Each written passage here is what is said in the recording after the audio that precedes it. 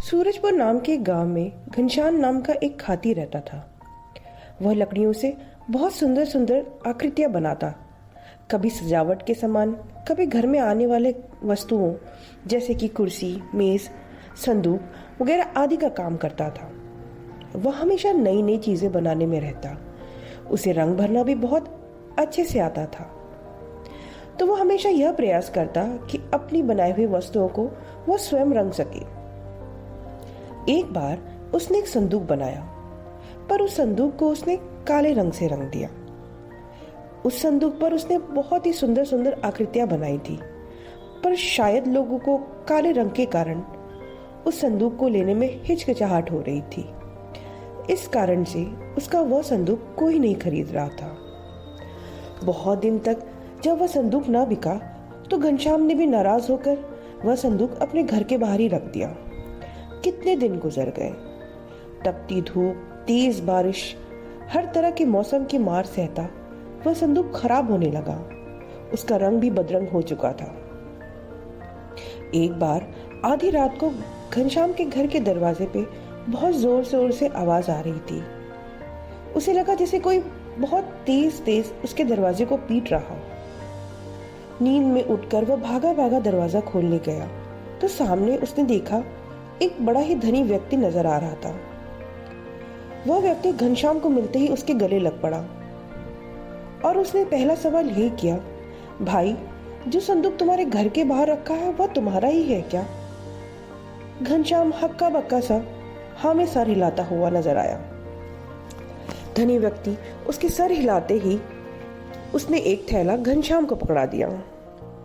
घनश्याम की अब भी कुछ समझ में ना आ रहा था कि यह सब आखिर हो क्या रहा है।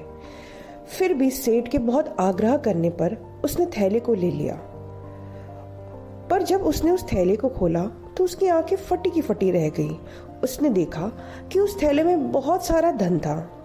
उसकी समझ में ना आ रहा था कि वह सेठ उसे इतने सारे धन आखिर दे क्यों रहा है।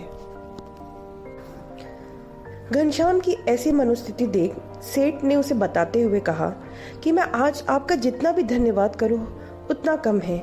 यह धन तो बहुत कम है। आज आप जो भी मांगोगे मैं आपको सब कुछ दे दूंगा। आपके इस संदूक के कारण मेरी अनमोल वस्तु आज मुझसे जुदा होते होते बच गई। उस सेठ ने बताया कि आज मैं अपने बेटे और अपनी बीवी के साथ एक रिश्तेदार के घर की शादी से वापस लौट रहा था। तभी लुटेरों ने हम पर हमला कर दिया। भागते दौड़ते जब हमें आपके घर के पास बना हुआ मंदिर नजर आया, तब हम वहां जाकर छुप गए।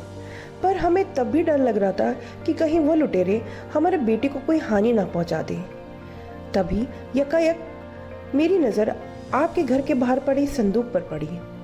मैंने अपने 5 वर्ष के बेटे को उस संदूक में छुपा दिया। उस संदूक में छिपाने के बाद ही मैं थोड़ा निश्चिंत हो पाया कि शायद लुटेरे को ध्यान मेरे बेटे पर ना पड़े। अपने बेटे को संदूक में डालकर हम दोनों पति पत्नी मंदिर में जो जगह मिली वहां छुप गए। थोड़ी देर बाद वह लुटेरे हमें ढूंढते ढूंढते जब थक गए, तो उन्हें लगा कि अब उन्हें कोई दूसरा शिकार ढूंढ लेना चाहिए और हमें छोड़कर चले गए। और जैसे तैसे मौका पाकर हम अभी आपके घर आए हैं। घनश्याम सेठ की बात सुनकर सोच में पड़ गया कि जिस संदूक को उसने बेकार समझ घर के बाहर फेंक रखा था, वह आज उसे इतना सारा धन दिला रहा है। उसने उस संदूक को देखा तो उसे ऐसा लगा कि जैसे वह संदूक उससे कह रहा हो कि आपने मुझे बनाया, उसका ऋण आज मैं आपको चुका पा रहा हूँ। घनश्याम को बहुत दुख हुआ, जबकि उसे काले रंग से रंगने का निर्णय तो उसका स्वयं का था। उसमें उस संदूक का क्या दोष था? फिर भी उसने अपनी गलती की सजा उस निर्जीव वस्तु को दी और आज जिसे उसने इतना दुत्कारा, उसने उसे इतना माला माल कर दिया। घनश्याम की तरह हम भी अपने जीवन में लोगों की खासियत को समझे बिना ही उसे बेकार समझ दुत्कारते हैं, उसे नाकारा समझते हैं, उसकी कदर नहीं करते। हम यह सोचने में एक सेकंड भी लगाना उचित नहीं समझते कि क्या पता हो सकता हो कि सामने वाला भी अपनी कोशिशों में लगा हो और बड़ी सफलता को पाने की कोशिश कर रहा हो, पर उसे सफलता ना मिल पा रही हो। बिना कारण जाने ही वह क्यों कुछ नहीं कर पा रहा, उसे सुनाते रहेंगे, उसे बुरा भला कहकर किनारे हो जाएंगे।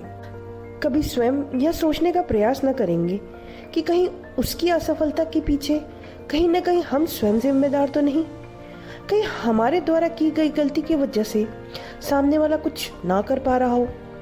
शायद हमारे द्वारा बनाए बंधन, हमारे द्वारा दूसरों से की गई तुलना उसके मनोबल को तोड़ रहा हो, या फिर बहुत से दूसरे कारण जिसकी वजह से सामने वाला अपने जीवन में आगे ना बढ़ पा रहा हो। हमें अपने जीवन में बहुत से अनोखे उदाहरण मिलते हैं कि जिसे जहाँ लोग नाकारा कहकर बुलाते हैं या यह समझते हैं कि वो अपने जीवन में कुछ ना कर पाएगा या पाएगी, वही लोग दूसरों की बातों को गलत साबित कर बहुत ऊंचे मकाम पर पहुंच जाते हैं। हर किसी का जन्म कुछ खास काम को करने के लिए होता है। हर किसी का समय आता है। अगर उसकी मेहनत और लगन सच्ची होती है तो वह जरूर कुछ बड़ा करके दिखाता है। तो क्या आपका या मेरा यह फर्ज नहीं बनता कि यदि हम किसी व्यक्ति को काबिल बनाने में कुछ सहायता नहीं कर सकते तो कम से कम उसके आसपास के माहौल को इतना पॉजिटिव बना के रखें कि यदि वह बार बार असफल भी हो तो उसे दोबारा प्रयास करने में कोई तकलीफ ना हो। हमारे शब्दों में इतनी ताकत होती है कि हम किसी हरे भरे पौधे को कोस कोस कर उसे मुरझाने पे मजबूर कर सकते हैं, या फिर किसी बेजान वस्तु में अच्छे अच्छे उत्साहवर्धक बातों से जान भी ला सकते हैं। हमेशा दूसरों को ऊपर उठाने की कोशिश करेंगे तो चाहते ना चाहते हम भी अपने जीवन में कुछ अच्छा कर पाएंगे। इस समाज में हर एक व्यक्ति ईंट का काम करता है। अगर हर ईंट मजबूत होगी तभी इमारत भी मजबूती से हमेशा टिकी रहेगी। अच्छे लोगों से अच्छा सीखना चाहिए और गलत व्यक्ति से क्या अपने जीवन में नहीं करना है यह सीखना चाहिए। अपने से ऊंचे मकाम वाले व्यक्तियों से हमेशा आगे बढ़ने की प्रेरणा लेनी चाहिए और साथ में ही अपने से नीचे मकाम वाले व्यक्तियों की सहायता करने की कोशिश करना चाहिए ताकि वह भी हमारे साथ आगे बढ़ सके। ऐसे सकारात्मक कोशिशों से हम भी सुकून से जी पाएंगे और हमारा समाज भी। छोटी छोटी बातें हमारे द्वारा की गई कब किसी के जीवन में क्या काम कर जाए यह हम भी नहीं जानते। इसलिए कभी भी किसी को कमतर ना समझे, न स्वयं उसे कमतर समझने दें। यदि आप स्वयं उस संदूक वाली अवस्था से गुजरते हैं तो आप हमेशा यह याद रखें कि हर व्यक्ति का अपना मोल होता है। हमेशा अपनी अच्छाइयों को देखने का प्रयास करें। जो कमी आपकी स्वयं के कारण ना हो, आप उसे लेकर दुखी ना हो। उसकी जगह आप जिसमें अच्छे हो, आप जो अच्छा कर सकते हैं उस पर ध्यान दें, उस पर काम करें। हर बार की तरह अंत में अपनी पंक्तियों से इतना कहना चाहूंगी, थोड़ा थोड़ा ही सही पर आगे जरूर बढ़ते रहना। हर सफर में कभी मैं तेरा हाथ, कभी तू मेरा हाथ थामे आगे चलते रहना। वक्त बेवक्त जब भी हमें जरूरत पड़े एक दूजे की, तब हमेशा दिए के उजाले सा जगमगाते मिलते रहना।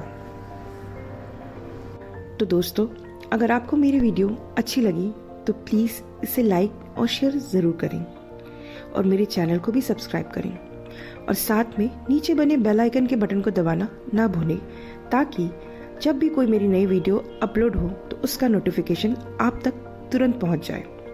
धन्यवाद। जय हिंद, जय भारत।